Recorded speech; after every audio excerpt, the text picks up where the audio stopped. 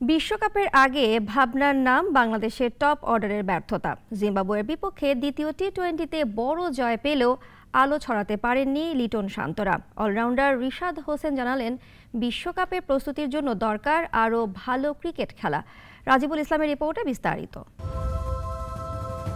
Zimbabwe সিরিজটাকে ধরা হচ্ছে বাংলাদেশের বিশ্বকাপ প্রস্তুতি। তবে সহজ প্রতিপক্ষের বিপক্ষে প্রথম পরীক্ষাটাই সন্তোষজনক নয় টাইগারদের।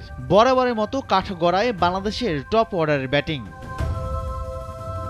4টে জুটির মধ্যে একটি ছাড়া বাকিগুলো টি-20 সুলভ নয়। ওপেনিংয়ে লিটন দাস তানজিদের জুটি থেকে আসে 35 বলে 41 রান।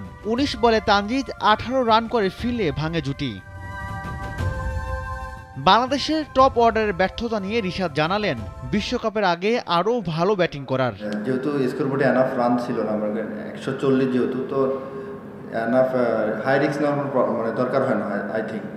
তো নর্মাল 7-7.5 করে রান লাগে, তো এখানে এক্সট্রা কোনো শট খেলার প্রয়োজন হয় না। নর্মালি একটা বাউন্ডারি বল আসে। কম রান তাড়াতেও চাপে পড়তে হয়েছে স্বাগতিকদের। পরে এর ব্যাখ্যাও দেন এই অলরাউন্ডার। আমরা সবসময় টিম হয়ে খেলতে চাই এবং জেতার জন্য নামি, তো আমরা চেষ্টা করবো যে নেক্সট ম্যাচে আমরা সিরিজটা কনফার্ম করার জন্য। বলাররা আমরা সবাই পর্যাপ্ত পরিমাণ চিন্তা করি সবাই যে কখন কিভাবে কোন বোলিং করতে হবে, তো আশা করি আরো ভালো হবে ইনশাআল্লাহ নেক্সট ম্যাচে। জিম্বাবুয়ের বিপক্ষে চাপহীন এমন ম্যাচে বাংলাদেশের ব্যাটিং অ্যাপ্রোচ অস্বস্তির। বিশ্বকাপের আগে যেটা চিন্তার বিষয় লাল সবুজদের। রাজিবুল ইসলাম, নাগরিক। একমাত্র ওয়ালটন এসি দিচ্ছে 1 বছরের রিপ্লেসমেন্ট গ্যারান্টি এবং কম্প্রেসারের 10 বছরের গ্যারান্টি।